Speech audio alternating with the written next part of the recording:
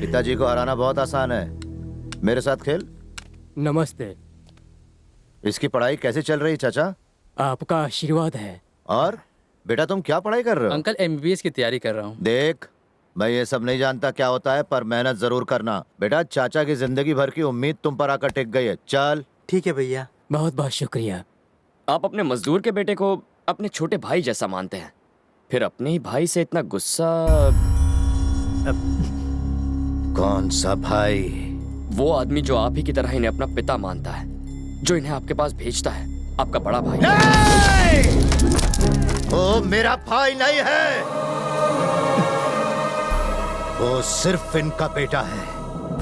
जबकि हम में एक ही बाप का खून बह रहा है, फिर भी वो दूसरों के भड़काने में आकर पता है मुझे क्या समझता है? नाजायज, ना कि अपना भाई। उसने सगे रिश्तेदारों के होते हुए बचपन में मुझे अनाथों की तरह पलने पर मजबूर किया। वो मेरा भाई नहीं हो सकता। एक खुशहाल और बड़े परिवार की बहू बनना था उसे, लेकिन टोली से उतरने के बाद उसका आरती से स्वागत करने के बजाय उसने इसे घर से बाहर निकाल दिया। अब इस पूरी दुनिया में इसका इकलौता रिश्तेदार मैं हूं। हर 6 महीने में यहाँ आने वाले मेरे पिता हैं, और ये गांव है जो मेरे साथ खड़ा है, और कोई नहीं।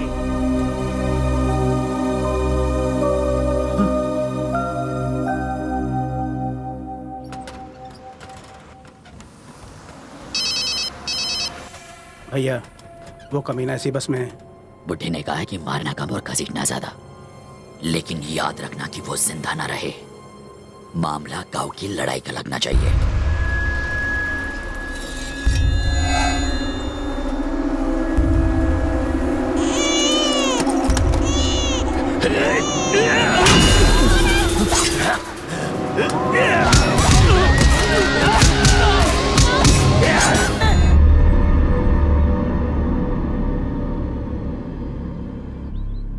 तुम्हें पता है तुम पर हमला किसने करवाया? मुझे आप पर शक है। आपकी इजाजत के बगैर वो मुझे छू भी नहीं सकते। इस हमले के लिए आप जिम्मेदार हैं, मैं जानता हूँ। ये सब जानने के बाद भी तुम अभी तक यहाँ टिके हुए हो। तुम्हें कितना चाहिए? मेरी बेटी का पीछा छोड़ने का कितना माल लोगे? वही लूंगा जो आप अपनी बेटी को चाहने का लेते हैं। Same rate. कैंची की तरह चलती है तुम्हारी जबान। मुझे तुम्हारे साथ अपनी बेटी की शादी नहीं करवानी, क्योंकि तुम मुझे पसंद नहीं हो। उस गुंडे में क्या पसंद आया? क्या तुम्हें सुनाई नहीं देता? फिजूल की बातें मैं नहीं सुनता। ट्राई तो कर लिया ना। अब ये सब बताकर मेरी प्यारी बेटी की सिंपैथी मत लेना। सर, सिंपैथी तो तब लूंगा जब आप मुझे पिटवाएंगे। उन्हें तो मैंने पीटा।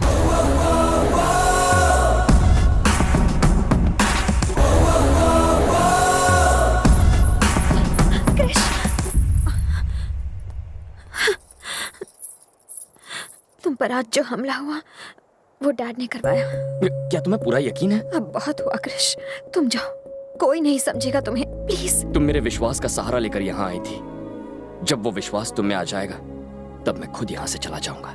देखो, लोगों को तो तुमने बदल दिया है, पर वो डैडी का सामना नहीं कर पाएंगे। और अगर डैडी बदल भी गए फिर भी वो तुम्हें कभी पसंद नहीं करेंगे। वही तो मैं चाहता हूँ, तुम्हारे पापा बदले और मुझसे नफरत करें। तुम ही ने तो कहा था अगर उन्हें कोई पसंद आ जाए तो वो उसे छोड़ते नहीं। इंदु तो मुझे मार डालेगी।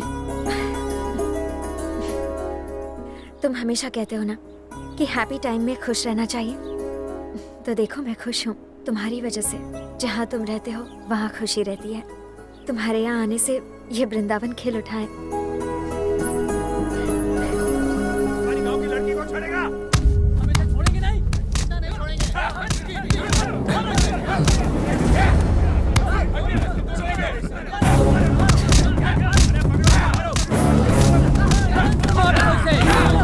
हाथों से। अरे ये क्या कर रहे हो?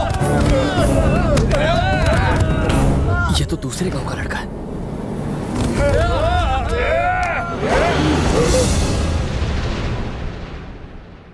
ये उस गांव का है। हमारे गांव की लड़की को भगा कर लेके जा रहा था।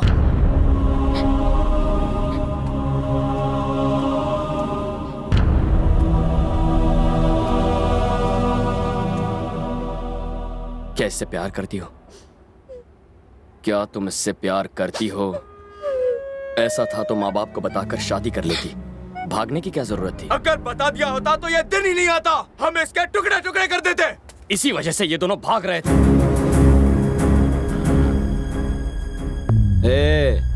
इन दोनों गांव की दुश्मनी के बारे में तुम कुछ नहीं जानते हो। तुझे उस गांव से जलन क्यों होती है? आखिर वहां के लोगों ने तेरा क्या बिगाड़ा है? दो लोगों की आपसी दुश्मनी को तुम लोगों ने गांव भर की दुश्मनी बना दिया। दोनों गांव के जो बच्चे हैं इस झगड़े की वजह भी नहीं जानते। तुम ये भूल कैसे गए? तुम यहीं पैदा हुए, इसी गांव में बड़े हुए हो, लेकिन यहां प्यार करने वाला नहीं, बदला लेने वाला मर्द होता है। नफरत करने वाला महान होता है। अपनी झूठी शान बचाने के लिए वो किसी की भी परवाह नहीं करते, चाहे बीच में उनकी मां आ जाए या चाहे उनका बाप। तुम्हारी गलती बस इतनी है कि तुम उस गांव के हो। चलो। भैया, वो उसे लेकर जा रहा है, दोबारा हाथ नहीं आएगा। आप बोले तो साले को चीर डालेंगे। कौन बोला? कौन बोला बे? कौन है जो इसे चीर डालेगा? पूरा गांव एक तरफ और मैं अकेला इसके साथ। जिससे अपनी जिंदगी प्यारी नहीं है वो बस इसे छू कर बताए। आओ। मैं इसे ले जा रहा हूं, रोक सको तो रोक लो।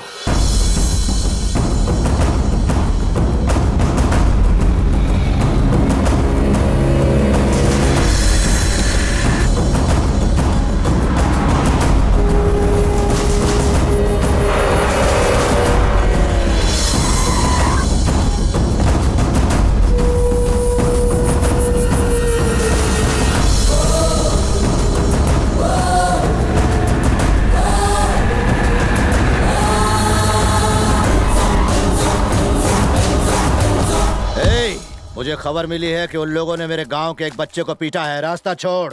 रवि, मेरा बेटा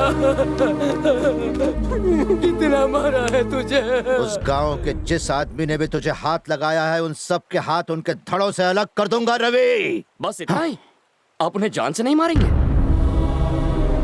आज इसके साथ जो हुआ उसके लिए सिर्फ वो जिम्मेदार नहीं है, आप भी हैं। तो आपकी सजा क्या है? आपने एक बड़े भाई की तरह इसे पढ़ाया है, इसे संभाला है, पर इसने भागने की बात आपको नहीं बताई। क्या इस डर की वजह जानते हैं? आपने इसका साथ दिया हर मुश्किल में, पर प्यार के मामले में आप इसका साथ नहीं देंगे, ये बात इसे पता है। याद है आपने क्या कहा था? इसे जिंदगी में जो चाहिए वो इसे जरूर मिलेगा, पर आज ये आपके सामने अपना प्यार उस गांव में हार कर आया है। अब ये क्या कर पाएगा? और ये सब आप ही की वजह से हुआ है। आपका इस पर पूरा हक बनता है। अब इसे डुबाना है या उभारना है, ये आपका फैसला है।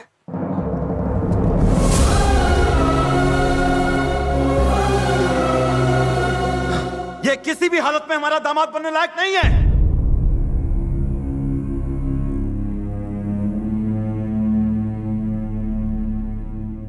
ऐसे लड़के को प्यार करती हो? हाँ, भूल जाओ उसे।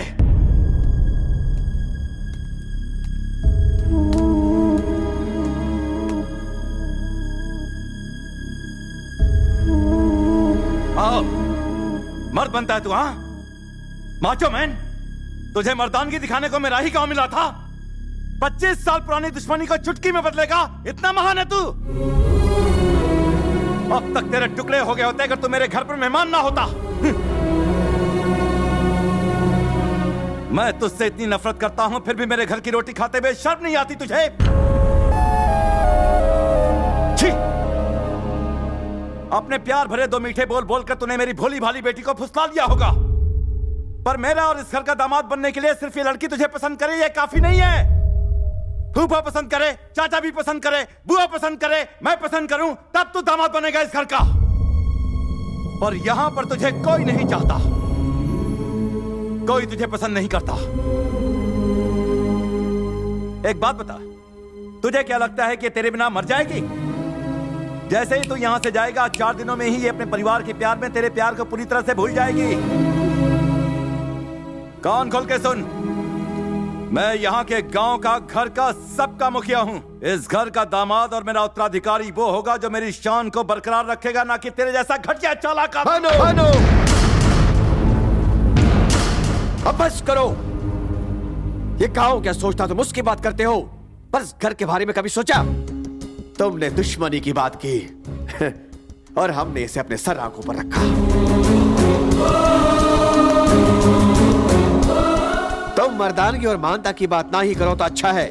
तुम ही ने उसको यहाँ गांव में बुलवाया और फिर से पिटवाया। वो फिर भी हंसता रहा और हमें प्रेम की भाषा सिखाता रहा। इसे महानता कहते हैं साले साहब। तुम्हारे खरीदे हुए गुंडे इसने चुटकी में मसल दिए, सबको मार भगाया। इसे कहते हैं मर्दानगी। प्लीज आप चुप हो जाइए। आज चुप नहीं रहूंगा। क्यों जी? मैं तुम्हारे खिलाफ बोल रहा हूं इसलिए तुम मुझे बाहर फेंक सकते हो, पर अब मैं इसकी परवाह नहीं करता हूं। इज्जत और अभिमान से जीने की हिम्मत इस लड़के ने हमें दी है साले साहब। हाँ, इस लड़के ने। ये बताओ, वो जैसा कामचोर दामाद बन सकता है, ये दामाद बन सकता है, और यहाँ तक कि तुम्हारी नजर में वो गुंडा भी दामाद बनने के लायक है, पर जो इस घर में इतनी खुशियाँ लाया है, ये लड़का तुम्हारा दामाद बनने के लायक नहीं। ऐसा क्यों? भैया, ये तो कहना मुश्किल है कि भूमि इस परिवार के प्यार में इसे भूलेगी या नहीं, लेकिन हमें जिसने मोहब्बत की भाषा सिखाई उसे नहीं भूलेंगे हम। पूरा गांव क्या सोचता है उसकी हमें परवाह नहीं। हम तो बस ये जानना चाहते हैं कि आप क्या सोचते हैं। एक बात तो बिल्कुल सही है, भूमि के लिए इससे अच्छा लड़का कभी नहीं मिलेगा।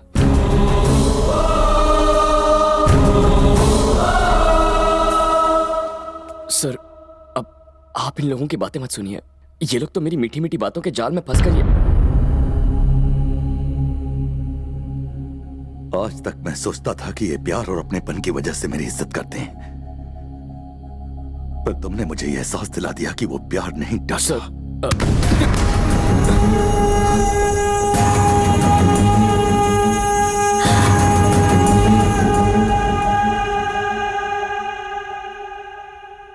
मैं सिर्फ नफरत की भाषा बोलता रहा, इस डर से कि कहीं इसे प्यार न कर बैठे।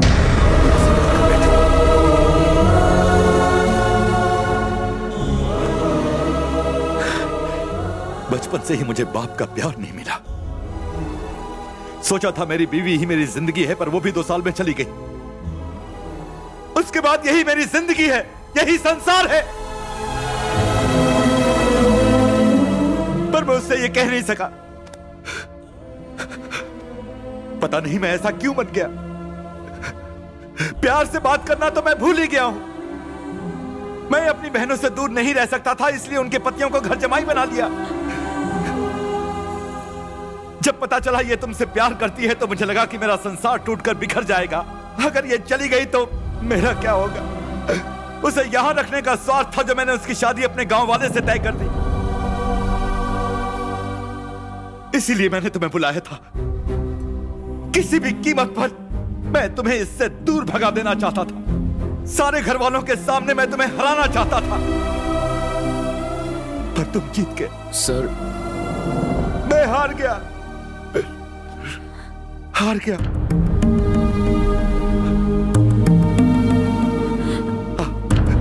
इधर इधर।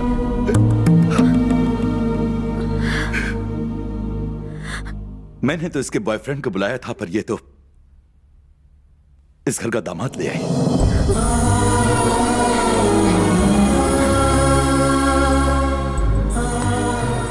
खुश रहो।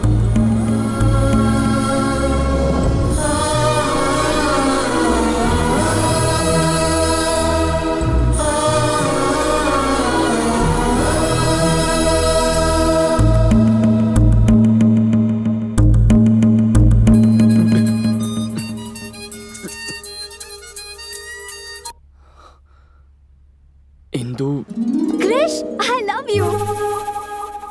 पता है मैंने अपने पेरेंट्स से बात कर ली है और वो मान गए हैं। मुझे तो बहुत टेंशन हो रही थी। I love you Krrish. तुम्हारे पेरेंट्स भी मान गए?